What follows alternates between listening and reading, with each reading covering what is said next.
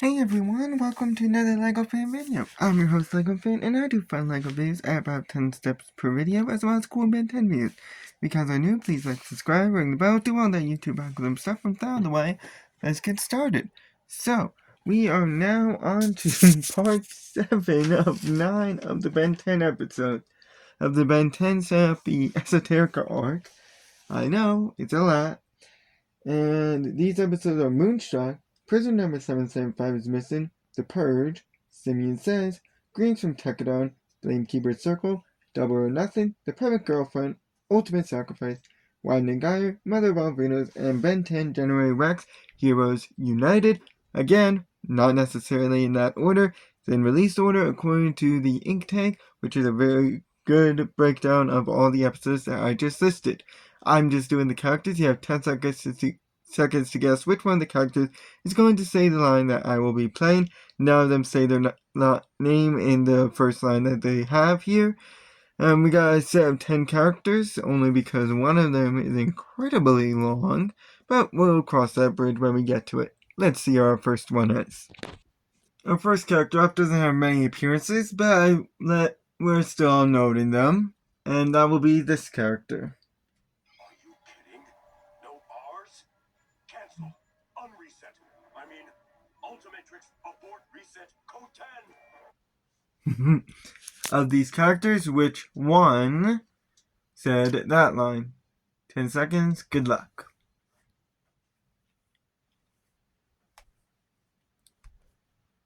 This guy would be so nice on a nice hot day, because he could just turn himself into a fan.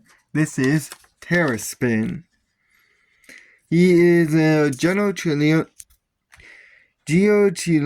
Aerial, if I pronounce that properly, who first appeared in Simeon Says, where he struggled with after Ben was struggling with the Ultimatrix for the first part, not knowing that Eunice was actually the one doing the interference, he changed into Terraspin in order to defeat some of the DN aliens that were coming, but timed out shortly after defeating a few. And then in the water gyre, he battled the mutant seagulls, and after a brief fight, knocked a few out and then chased the rest away.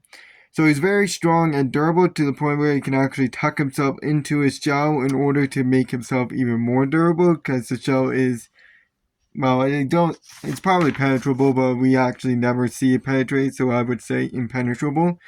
But his main gimmick ability is the fact that he can make himself into a propeller by combining his legs together and then rotating his hands and his legs like a fan.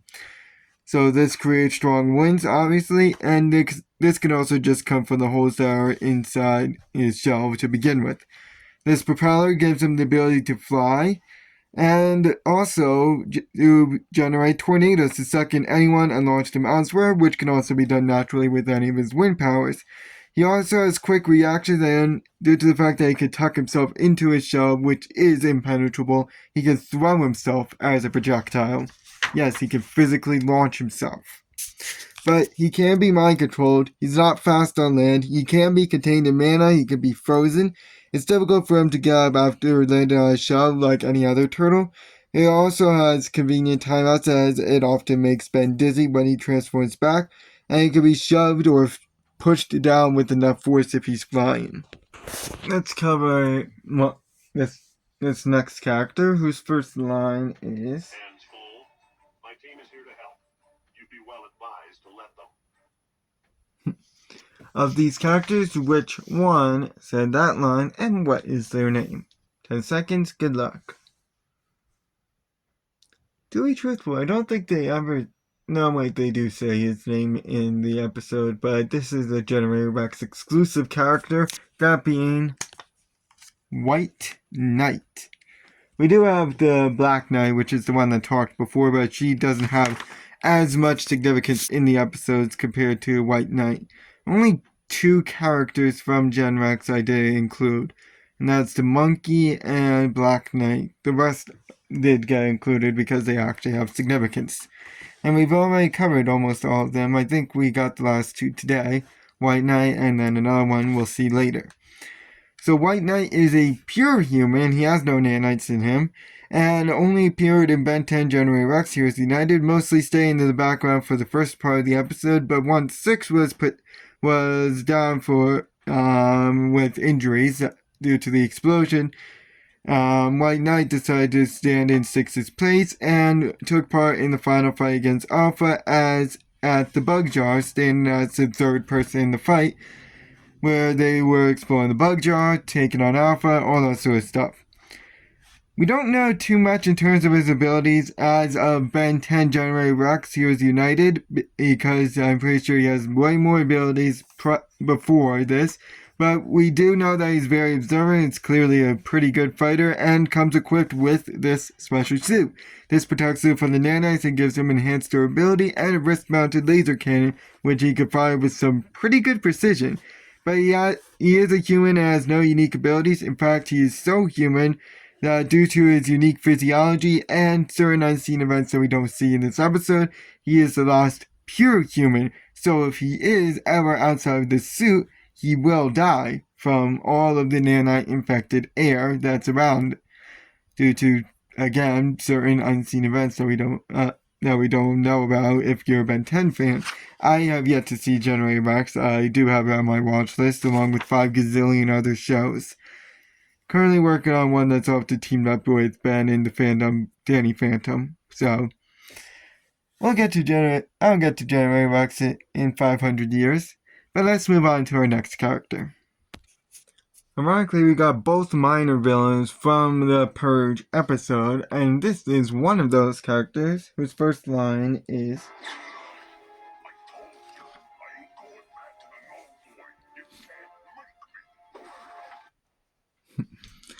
So, of these characters, what is the character's name, and which one of these characters is that character?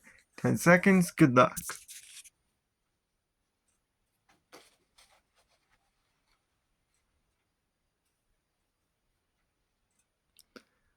This guy is more important in Omniverse than this very first appearance, where he doesn't even look like his Omniverse counterpart. But this is the character known as Trombipulor, or Trombipulor, however you want to pronounce it. It's not known what his species is. He's clearly his own species, who only appeared in the Purge, and as I said, he's one of the minor antagonists in the episode, being the one that Ben and the crew were fighting before Argent decided to intervene and accidentally blocked the shot that would have stopped his ship. Unfortunately, it didn't stop the ship, and Trombipulor escaped into space. So he has enhanced strength and a prehensile trunk, as well as an earthquake stomp. He also is a decent fighter and is pretty durable, as well as having his own ship, but he is vulnerable to intense heat. Very simple stuff. Let's actually get the other minor threat out of the path with the Mech Dragon. Of these characters, which one is the Mech Dragon? 10 seconds, good luck.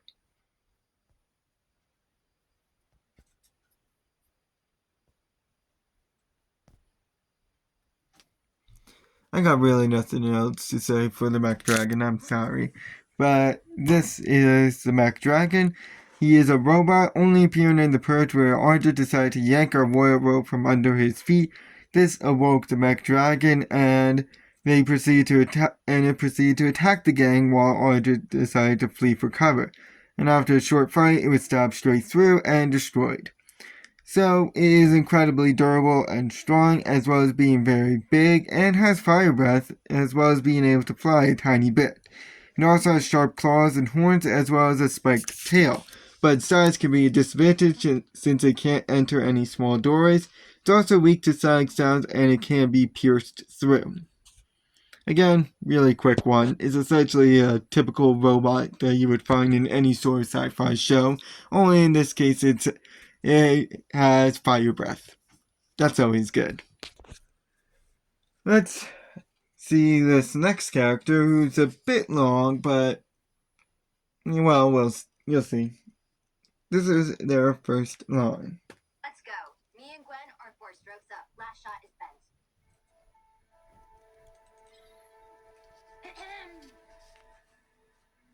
If it wouldn't be too much trouble.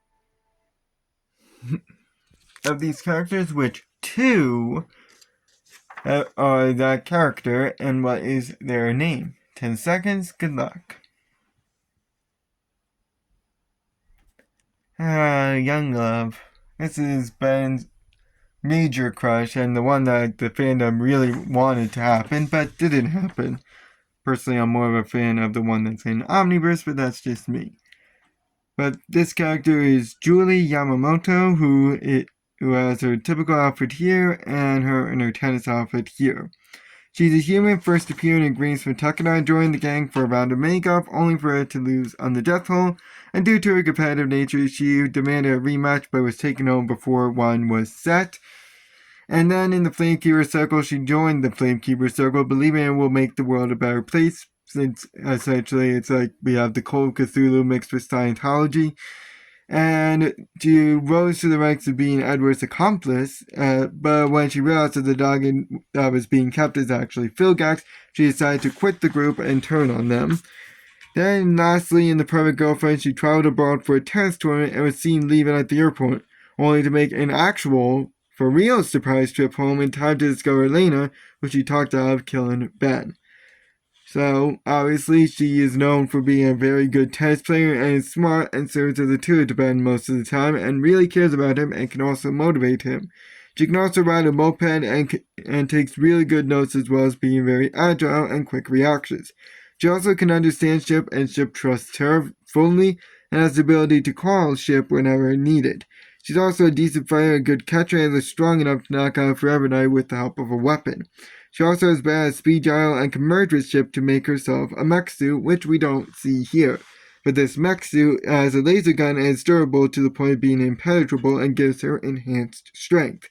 However, she loves Ben, which can make her a damsel in distress at times, and can be very jealous and is very competitive. And then in the mech suit, she can be electrocuted, which makes her unable to move. The next character up is one of our last ultimates, that being individuals with their own hearts and minds and will. of these characters, which one said that line? 10 seconds, good luck.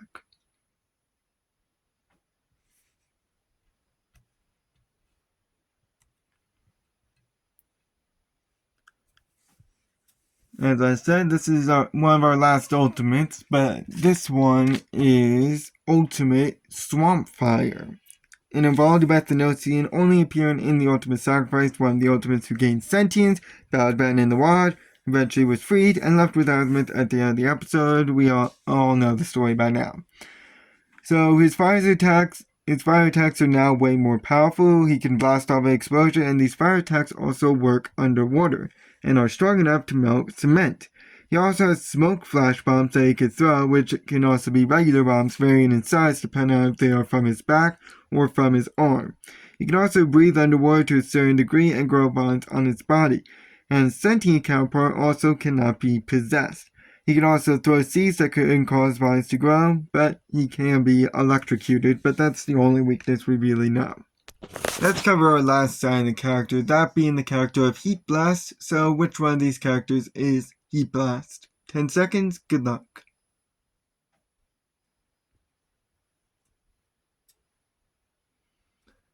Well, I think it's kind of obvious which one is Heatblast since it's the only character radiating heat. This guy. He's a Pirate Knight, only appearing in the Ultimate Sacrifice for like 5 seconds, where he freed himself from being frozen in ice before he switched to Brainstorm. As I said, with the exception of aliens, any aliens that make an appearance, I will count. So he made that 5 seconds of fame. He's included. He can make and shoot fireballs with his hands as well as shoot a single jet of fire and walk in fire, and is shown to be somewhat strong.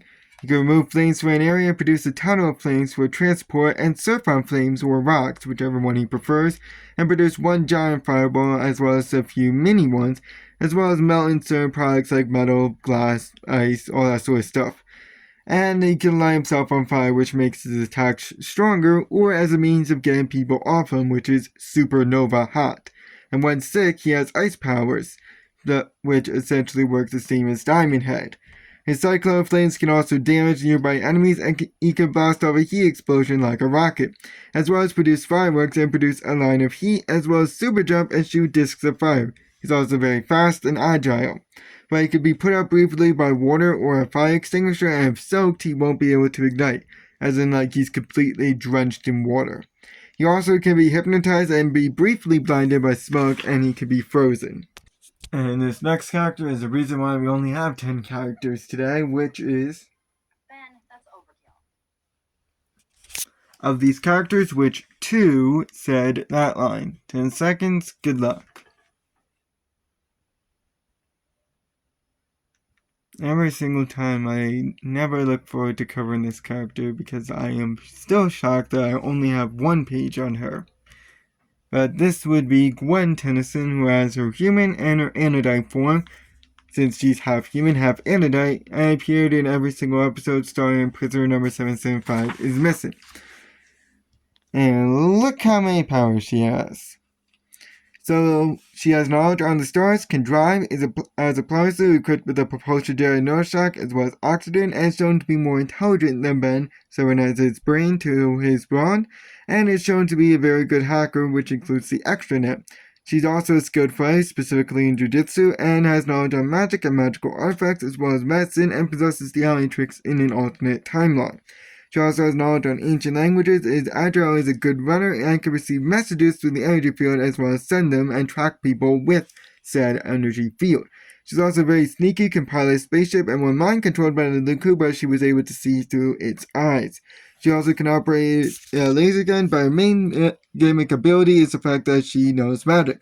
This can break through cement and rocks, and in her erudite form, her attacks are stronger, and her mana can also go through cement and be used as fast projectiles, which is stronger in Ledger Domain. Her erudite form can also cause a huge explosion. She can receive info from a person's memories, can track teleports, can summon stone golems, can reduce gravity, can melt light beams and the ground, can slow or stop time. She can time travel and create alternate realities. She can suspend people in mana, erase memories, can summon objects, can fly a helmet with limited air, can cushion her fall with mana, can levitate anything, including herself, create portals to other dimensions, has a magic blast, which can turn into an explosion, can make shields or walls, can make wind and use her mana to redirect water, can form smoke to block out people or lift the ground to do it, can control items, can make certain items crumble, blow up stuff, has a locator spell, which she sometimes levitates in order to activate it. She has a warp spell, a bubble spell, can create a sonic pulse to track tech.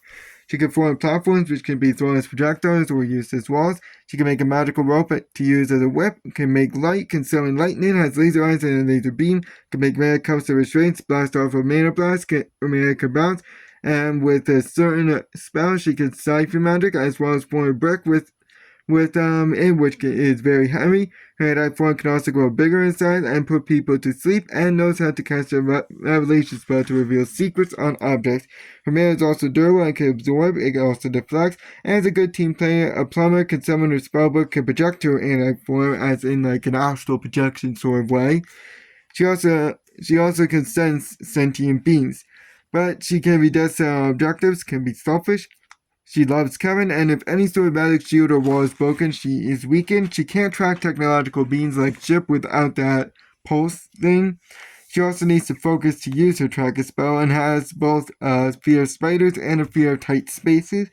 She also can be harmed by artist needles, and neural inhibitors can prevent her powers from being used. She also can be mind controlled and is still not good at using spells, and the more she uses her erudite form, the less human she will become. She's also weak to sonic sounds.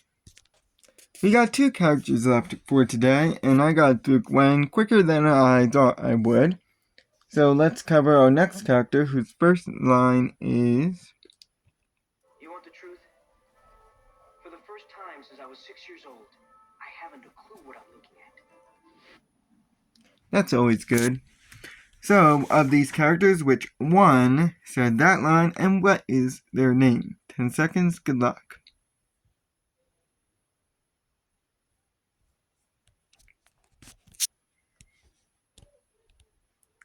So, this is the character of Dr. Cesar Salazar, which is Rex's brother, and that would be this guy right here. He's a human, only appearing in Ben 10 January Rex. He was United, created Alpha as a way to control the nanites, only for it to go rogue, and then he locked it up in the null void. But once Alpha was freed, he decided to aid the group. Cesar decided to aid the group and fight Alpha, acting as a neutral force trying to send it back no matter what, which included blowing up his lab with Ben, Rex, and Alpha inside. And then at the very end of the episode, he opened a portal which took Ben home with Alpha in his stomach. So he has enhanced intelligence, which includes the nanites of this world especially. He's also a very skilled engineer and does know how to fight, and has a scanner for nanites and any of its materials. He also has his own ship which acts as a mobile lab and comes with an extendable claw in order to pick items up, as well as eject the driver area and blow up the lab in a last-ditch effort, and seems to have some sort of autopilot. He can also launch a probe into materials and retrieve objects with it, and has this world's version of a null void gun. And while a theory in this world, he does know that there are alternate realities like the null void. But he is a human and has no unique abilities of his own. This is our last character. So what is their name with this first line?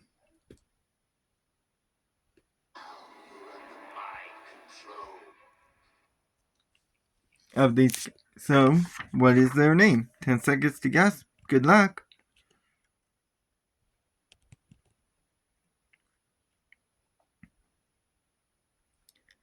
This is the character of Ghost Freak, an Octoneri only appearing in the Ultimate Sacrifice, escaping the weapon of Ultimate Spider Monkey before trying and failing to possess Ultimate Humongosaur, which caused him to start to flee, but he was frozen by Ultimate Big Chill and decided to change to Heatblast. So he could become invisible and fly through objects, so obviously he could fly, and shapeshift into smoke and back. He also can move his eye around his body and has a strong punch, as well as tentacles and claws. He also has a prehensile tail, and no one can physically punch him. He also can turn only parts of himself invisible if he ever desires, like have your hands visible but your body isn't. But if he's sprayed with an orange goo, he's able to become visible and can't turn invisible. He's also very slow, can be electrocuted, can be frozen, and certain people cannot be possessed or can resist the possession. I'd like to thank you guys for watching, and we'll be almost done with the Ben 10 stuff, and then moving on to Hey Hey. I'll see you guys then. So long.